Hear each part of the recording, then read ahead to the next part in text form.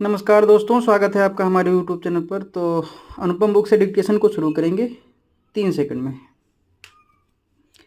खेती की उन्नति के लिए यह आवश्यक है कि सरकार खाद बीज का उचित मूल्य निर्धारित करे, छोटे किसानों की लगान को कम किया जाए और उनकी उपज का उचित मूल्य दिया जाए तथा बिचौलियों से उनको बचाया जाए।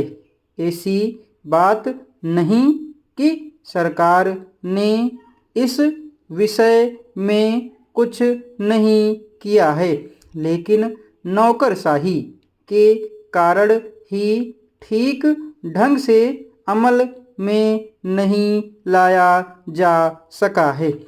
इस प्रकार के आरोप नौकरशाही पर अक्सर लगाए जाते रहे हैं। अतः हमारे माननीय प्रधानमंत्री जी ने नौकरशाहों को इन आरोपों से छुटकारा दिलाने के लिए सरकारी योजनाओं को स्वयंसेवी संस्थाओं के माध्यम से क्रियान्वयन करने का जो प्रस्ताव किया है वह स्वागत योग्य है।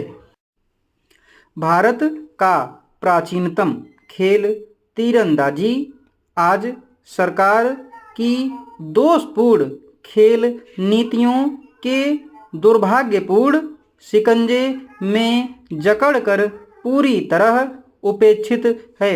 यही एक ऐसा खेल बचा है जिसमें भारत द्वारा अंतर्राष्ट्रीय स्तर पर कुछ कर दिखाने की थोड़ी बहुत उम्मीदें बची हैं। सरकार और खेल संघों की इस उपेक्षापूर्ण नीति के चलते अंतर्राष्ट्रीय स्तर पर तो भारत की किसी भी खेल में कोई अच्छी साख नहीं रह गई है। यदि यही स्थिति रही तो धीरे धीरे लगभग हर खेल पतन की गर्त में समा जाएगा। इन्हीं उपेक्षाओं और खेलों में कुंठित राजनीति के समावेश ने तो भारत को विश्व स्तर पर कहीं का नहीं छोड़ा है।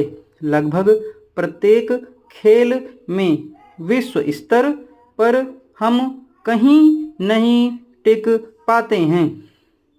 भारत में सर्वाधिक बढ़ावा यदि किसी खेल को दिया जाता है तो वह है क्रिकेट, परंतु क्रिकेट संघों की गंदी आंतरिक राजनीति ने इसका भी बेड़ा गर्क कर दिया है। इसी तरह किसी जमाने में विश्व की सर्वश्रेष्ठ समझी जाने वाली भारतीय हॉकी भी आज पतन के उस कगार पर है जहां से उसकी वापसी लगभग असंभव ही दिखाई पड़ती है।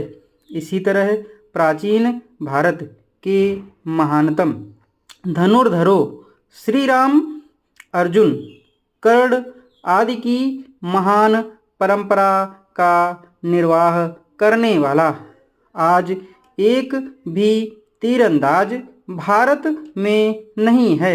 जब किसी भी प्रतियोगिता में भारतीय तीरंदाजी टीम हिस्सा लेती है तो उस समय महाभारत के महानतम योद्धा अर्जुन की याद अवश्य सताती है। काश यदि अर्जुन जैसा कोई होता तो तीरंदाजी में भारत का कोई सानी नहीं होता।